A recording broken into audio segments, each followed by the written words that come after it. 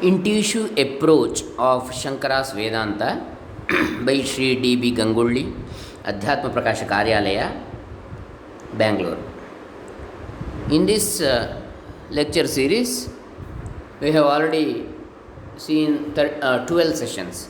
Today's is the 13th session. Om Shri Gurubhyo Namaha Harihi Om Shri Ganeshaya Namaha. Dr. Krishnamurti Shastri, Dambe, Punacha, Bantwala Taluk, Dakshina Kannada Jille, Karnataka, Bharata. 53rd question. If it is true that in the manner of Brahman itself is myself, it, reality, is very familiar as Atman, then who is it that deliberates or discriminates about it? Is it not true that to that person who deliberates in that manner, avidya attaches itself? Because Brahman itself is verily Atman, it amounts to saying that Brahman itself deliberates upon Brahman. Brahman itself has avidya. Further, it amounts to having arrived at the undesirable, ridiculous conclusion that Brahman itself deliberates and acquires vidya and thereby gets rid of its avidya. Is it not? This is the question. The question that you have raised is valid indeed. To one who deliberates, to him or her alone, there is avidya. But after the deliberation, because of the reason that jnana or self-knowledge of the type Brahmatman, which is that the pure consciousness or reality, having no other thing second to it, non-dual, I am I, invariably accrues. If we consider from that viewpoint, absolute transcendental standpoint of pure consciousness, then it is true that no one has avidya at all. This opinion alone Sri Shankara has revealed in the following Bhashya sentence.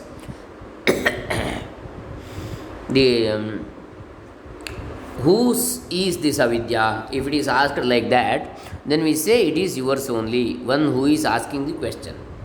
What is this? The Shruti is stating that I am Ishvara alone, is it not? If you have cognized in that manner, then no one has avidya at all. Some others have levelled the following flaw or defect against the Siddhanta itself.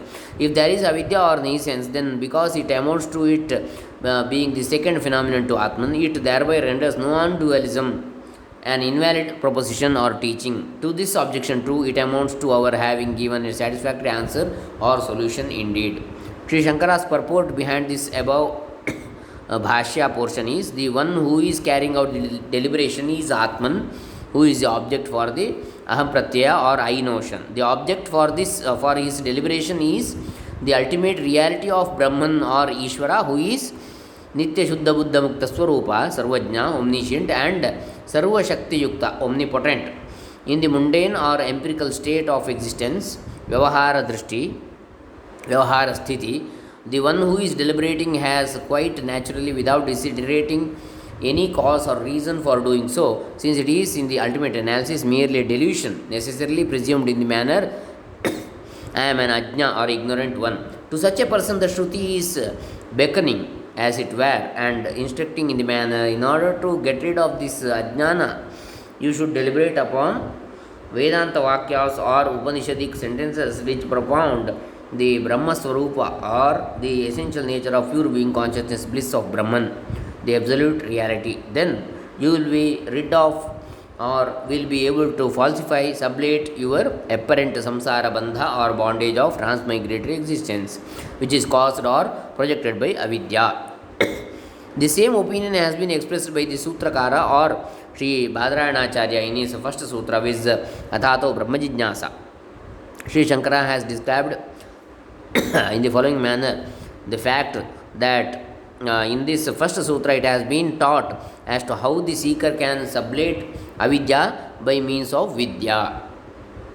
The purport, that is, the terminal word jijnasa indicates in the first sutra of Brahma Sutras, that is Athato Brahma Jijnasa, in that the terminal word jijnasa indicates the desire for acquiring jnana or knowledge, jnatum ichha. For in the Sanskrit language, the suffix san or sa in words like pipasa, desire to obtain, prepsa, that is praptum ichha, prepsa, desire to obtain, jihasa, desire to conquer, Jijnasa, desire to know, etc., connotes desire. The fruition of any desire is to acquire its fruit, is it not? Here, in this context, what is really needed is not the pramana of mere shastrajnana or intellectual knowledge of the Upanishadic teaching or tenet doctrine, but through that pramana or medium, what is to be attained in the form of avagati or intuitive determinate knowledge with vijnana, self knowledge.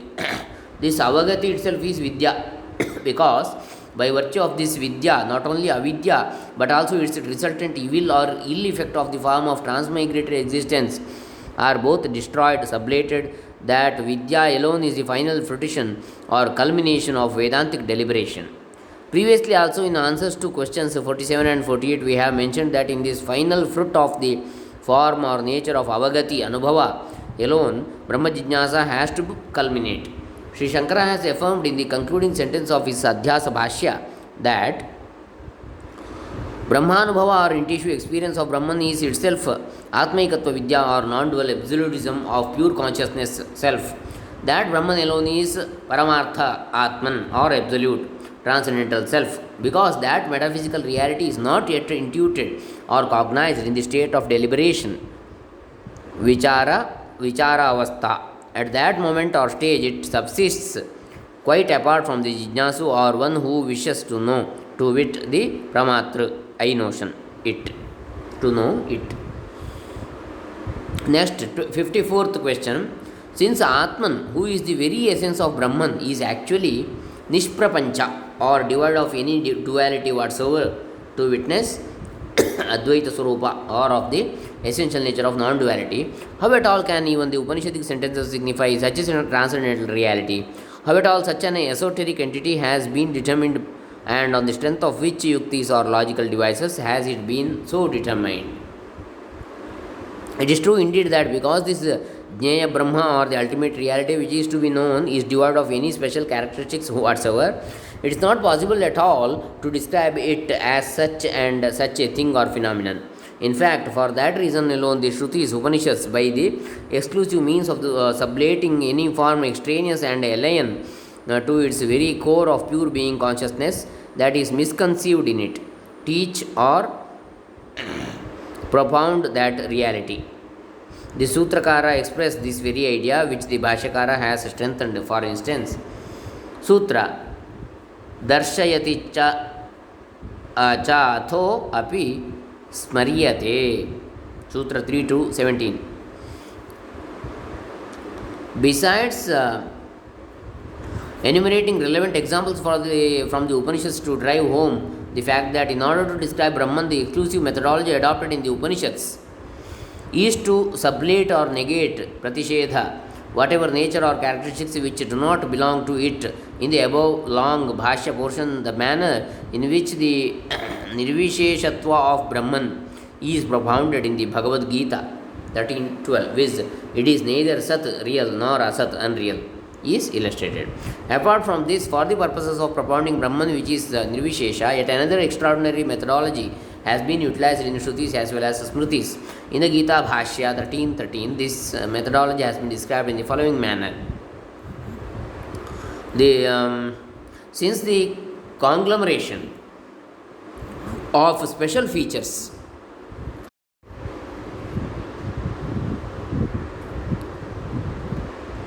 since the conglomeration of special features or phenomena made up of adjuncts of the kshetra dwelling place existing in the kshetrajna indweller is mithya or a delusion, misconception alone, it has been taught that it should be sublated or negated and then cognized in the manner it is not sat nor is it asat. Further, to help cognize that kshetrajna exists, the mithya rupa or deluded misconceived form conjured up by the adjuncts is conceived, imagined as if it is the distinctive characteristic dharma of the kshetrajna to be cognized. It is being taught that sarvataha panipadam or that entity which has limbs like hands and feet everywhere.